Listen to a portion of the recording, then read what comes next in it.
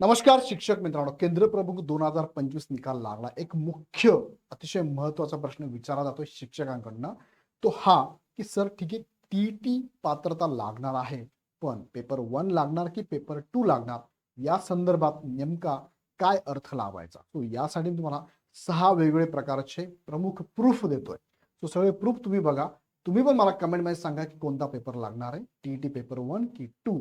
याच्यावरती मी माझं ओपिनियन तुम्हाला देणार आहे. माझ्या आत्तापर्यंतच्या नॉलेजनुसार मी तुम्हाला सांगताना नेहमी सांगत असतोच की माझ्या नॉलेजनुसार मी तुम्हाला आणि माझ्या आत्तापर्यंतच्या माहितीनुसार एक ओपिनियन मी तुम्हाला देतोय. हे माझं नॉलेज आहे. मी म्हणजे काय MSc ची वेबसाईट नाही आहे. मी म्हणजे काय शिक्षण विभागाचं नाही आहे. मी म्हणजे काय सामान्य प्रशासन विभागाचा काय GR काढणारा नाही आहे.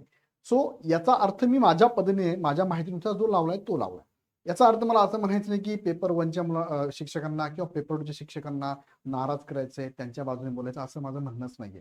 सो आत्तापर्यंतच्या नॉलेजनुसार जे तुम्हाला मी प्रूफ दाखवतो त्यानुसार तुम्हाला मी सांगतो की कोणता पेपर इथे क्वालिफाईड असणं गरजेचं आहे. ओके, बरं, तिकडे जाण्यापूर्वी एक प्रमोशनल ऍक्टिव्हिटी आहे की इग्नाइटच्या बॅचेस टीटीच्या चालू झालेल्या ज्या ज्या विद्यार्थ्यांना ज्या शिक्षकांना आवश्यकता असेल त्यांनी जॉईन करून घ्या. खाली डिस्क्रिप्शनमध्ये ऍप आणि बॅचची लिंक दिलेली आहे. चला तर मग मुख्य मुद्द्याकडे तुम्हाला घेऊन जातो. त्यामध्ये प्रूफ नंबर 1 तुमच्या समोर मी ठेवला आहे. कोणता प्रूफ आहे? सुप्रीम कोर्ट जजमेंट 1 सप्टेंबर 2025 हे जजमेंट आहे. ह्या जजमेंटमध्ये त्यांनी काय सांगितलंय, तर हे जजमेंट माझ्याकडे अवेलेबल बघा. हे सुप्रीम कोर्टचं जजमेंट आहे. टीटी मॅन्डेटरी संदर्भातलं बघा, हे जजमेंट आहे. हे जजमेंट मधला एक पॉईंट मी तुमच्या समोर ठेवला, जो सगळ्यात शेवटचा पॉईंट आहे.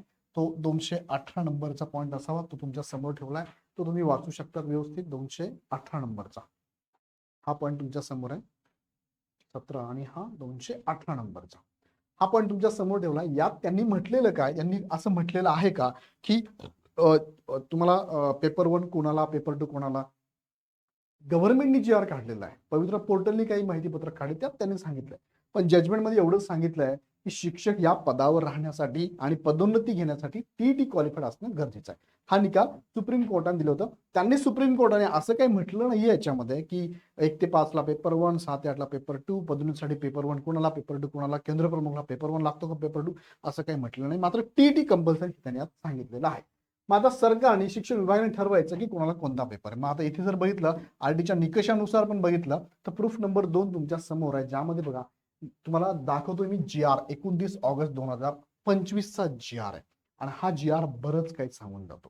ह्या या GR मध्ये जे शब्द त्यांनी टाकले, जे वाक्य त्यांनी टाकलेले आहे, ते नीट जर समजून घेतले तुमच्या लक्षात येईल काय म्हणायचं आहे. आता हा GR पण माझ्याकडे आहे. हा GR पहिले मी तुम्हाला दाखवतो. बघा, हा GR दाखवतोय 29 ऑगस्टचा GR. समूह साधना केंद्र समन्वय केंद्र प्रमुख पदभरती मार्गदर्शात्मक सूचना त्यांनी दिलेल्या आहेत. आणि ह्या सूचनामध्ये पात्रतेचे निकष त्यांनी दिले बघा. पदभरतीचे पात्रतेचे निकष बघा. पदभरतीचे प्रमाण, पदभरतीचे मार्ग काय, एक पदोन्नतीने दिलेला आहे. हा एक मुद्दा मी तुम्हाला दाखवणार आहे. दुसरा जो दिलाय तो आहे विभागीय मर्यादित स्पर्धा परीक्षा बघा. मर्यादित विभागीय स्पर्धा परीक्षा हे पण दिलेलं आहे. त्यापैकी तुम्हाला एक पॉईंट दाखवतोय पहिल्यांदा काय, पदोन्नतीसाठी. पदोन्नती म्हणजे सेवा ज्येष्ठतेनुसार जेव्हा पदोन्नती होते ना, ती कशी होते.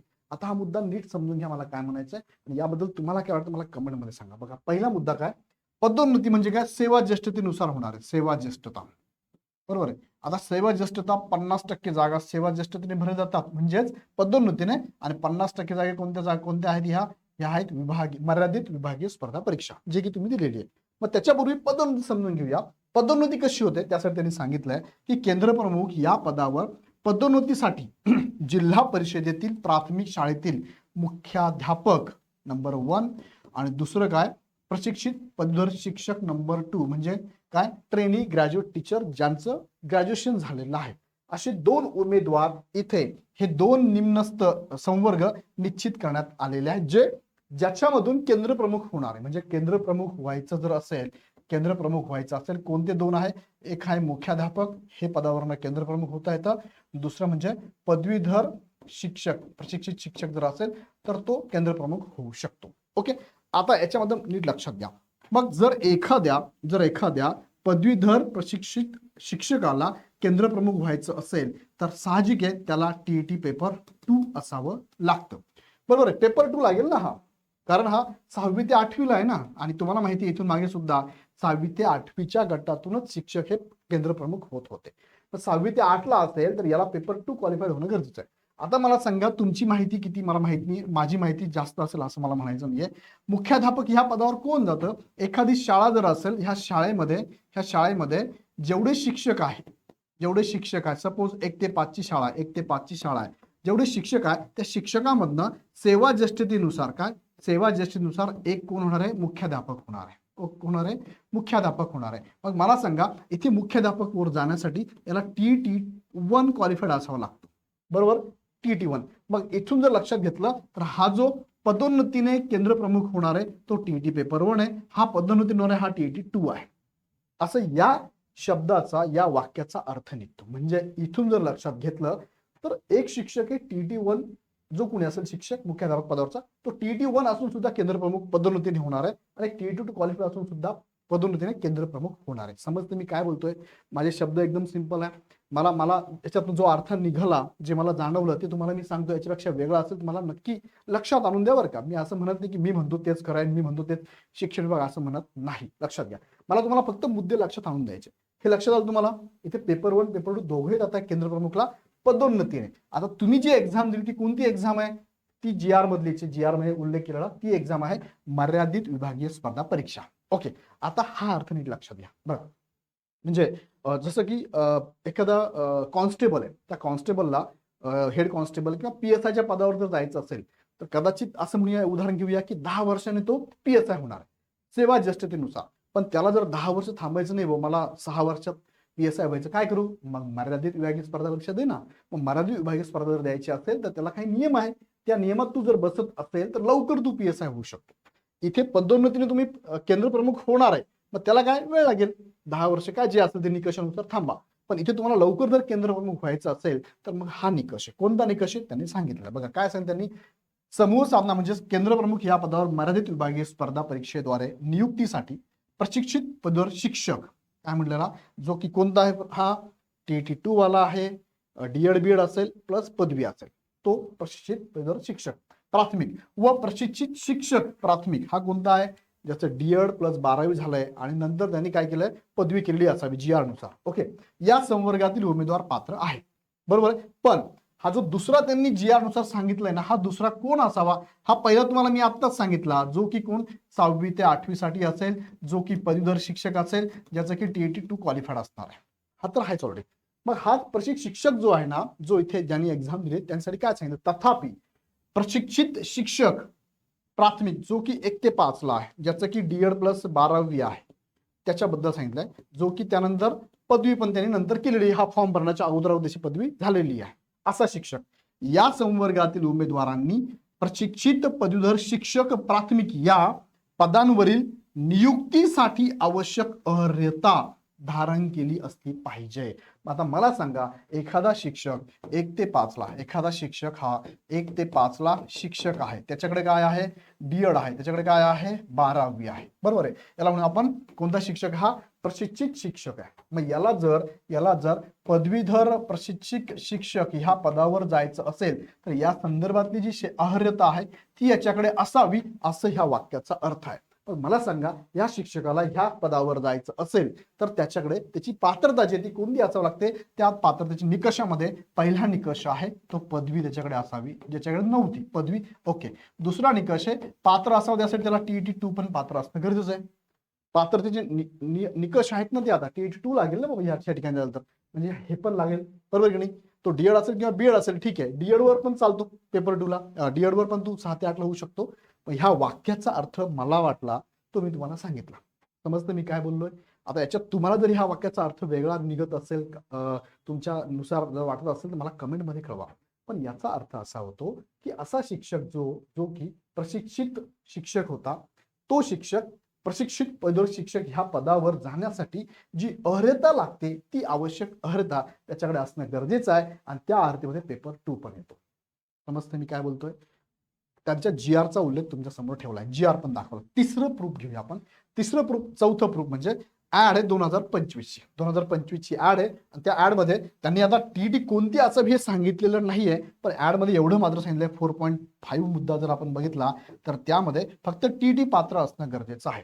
ऍड मध्ये त्यांनी सांगितलं का ही ऍड कुणाची आहे? ही केंद्र प्रमुखचीच ऍड आहे. ही केंद्र प्रमुखचीच ऍड तुम्हाला दाखवतो मी बघा. केंद्र प्रमुख चार्ट 2025 ची आलेली आहे. त्यांनी याच्यात क्लिअर कट सांगायला पाहिजे होतं, पण तसं काही सांगितलेलं नाहीये. त्यांनी फक्त चौथा जो पॉईंट इथे दिलेला आहे त्यामध्ये फक्त टीईटी पात्र असावं एवढंच त्यांनी सांगितलेलं आहे. तो त्यामध्ये परत कन्फ्युजन होऊ शकतं आपलं. बघा, हा चौथा पॉईंट आहे. म्हणजे काही विद्यार्थी, काही शिक्षक मित्र म्हणू शकतात की सर तुम्ही पेपर 2 कशावर म्हणतात. त्यासाठी मी तुम्हाला GR दाखवला, GRचे वाक्य दाखवले. त्यासाठी तुम्हाला मी काही बेसिक पण दाखवलं. पण पेपर 2च असावा असं मात्र उल्लेख कुठे नाही. फक्त त्यांनी जो GR मध्ये उल्लेख केला त्याच्यावरून अर्थ निघतो पेपर 2 असावा लागेल. बाकी ठिकाणी याचा उल्लेख नाहीये. ऍड पण बघितली तर फक्त टीईटी पात्र असावं. कोणाच्या? न्यायालयाच्या निर्देशानुसार, शासन धोरणानुसार, निर्गमित होणाऱ्या शासन निर्णयानुसार. आता हे सगळे तुम्हाला बघावं लागेल. मग हा GRच आहे ना, हा GRच आहे ना. शासन धोरण किंवा शासन निर्णय जो आहे ना, हा तुम्हाला 29 ऑगस्ट 2025 जो दाखवला तो GRच आहे. लक्षात घ्या. हा मी तुम्हाला आता दाखवला ना, हा GRच. ह्या GR मध्येच हा पॉईंट आहे. तो GR सांगतो तुम्हाला लागणार आहे. आता पुढे घेऊन जातो. तुम्हाला पुढचं प्रूफ आहे 4 नंबरचं. अहमदनगर झेडपी पदोन्नती झाली. बघा, काही विद्यार्थ्यांनी, शिक्षक मित्रांनी कमेंट पण टाकलेली आहे. ती कमेंट पण दाखवतो तुम्हाला मी. आणि अहमदनगर झेडपीची, अहिल्यानगरची पदोन्नती झाली. केंद्र प्रमुख पदोन्नतीसाठी टीईटी पात्रतेसाठी पेपर 2 विचारात घेतला गेला. पदोन्नतीसाठी पेपर 2च असणार आहे. पदोन्नती त्यांनी सांगितलेलं आवडी. सो इथे केंद्र प्रमुख होण्यासाठी पेपर 2 विचारात घेतला गेला. म्हणजे त्यांच्याकडे असे शिक्षक होते. एक शिक्षक होता तो TET 1 पास होता, दुसरा शिक्षक TET 2 पास होता. आणि हे दोघंही बाकीच्या ठिकाणी पात्रतेमध्ये पात्र होते. दोघंही केंद्र प्रमुख होण्यासाठी. फक्त TET मध्ये फरक होता. यापैकी कोणाला घेतलं तर याला न घेता त्यांनी याला घेतलंय, TET 2 वाल्याला घेतलंय. याचा उल्लेख पण त्यांनी या कमेंटमध्ये त्यांनी केलेला आहे. आणि ते बरोबर त्यांनी आहे. केंद्र प्रमुखची भरती पदोन्नती झाली आहे अहमदनगरला. परत प्रूफ नंबर 5 मी तुम्हाला दाखवतोय, ज्यामध्ये रत्नागिरी झेडपीचं पदोन्नतीचं पत्रक माझ्याकडे अवेलेबल आहे. हे रत्नागिरीचं पदोन्नतीचं पत्रक आहे आणि यामध्ये त्यांनी काय म्हटलंय ते पण मी तुम्हाला दाखवतो. हे पत्रक माझ्याकडे अवेलेबल आहे. इथे बघूया आपण ते परिपत्रक. हे परिपत्रक माझ्याकडे आहे. बघा, यात त्यांनी काय सांगितलं तुम्ही बघू शकता.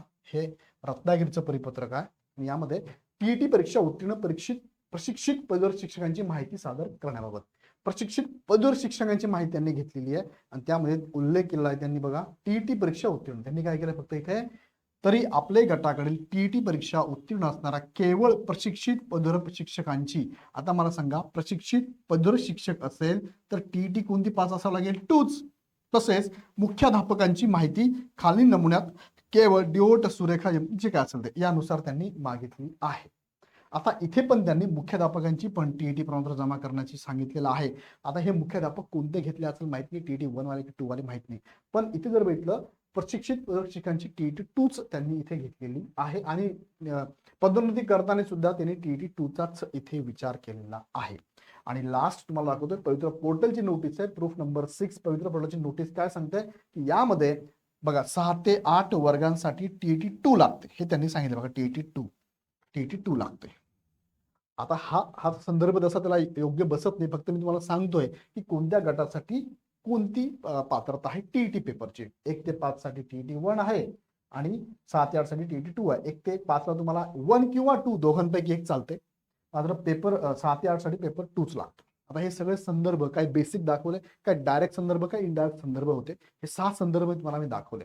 आणि ह्या संदर्भानुसार मला जे वाटलं, मला जे समजलं, त्यातनं इंटरप्रेट झालं माझ्याकडनं, ते असं आहे की KPच्या नियुक्तीसाठी म्हणजे केंद्र प्रमुखच्या नियुक्तीसाठी पेपर 2 पात्र असणे गरजेचे आहे. बघा, मी परत एकदा सांगतो, डिस्क्लेमर करतो की मी म्हणजे शिक्षण विभाग नाहीये, मी GR काढणारा कोणी व्यक्ती नाहीये.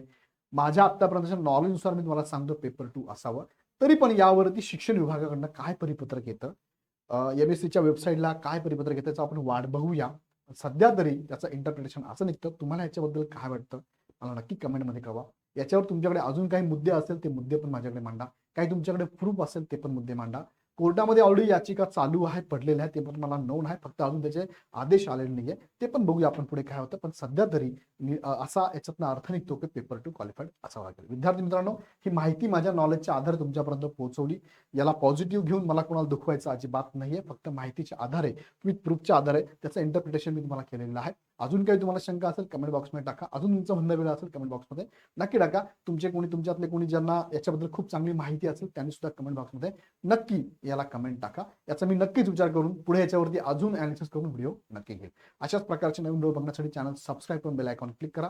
आवडला व्हिडिओ तर लाईक करून इतर विद्यार्थ्यांना, इतर तुमच्या शिक्षक मित्रांच्या ग्रुपवर नक्की शेअर करा. पुन्हा व्हिडिओ आपण नेक्स्ट व्हिडिओमध्ये.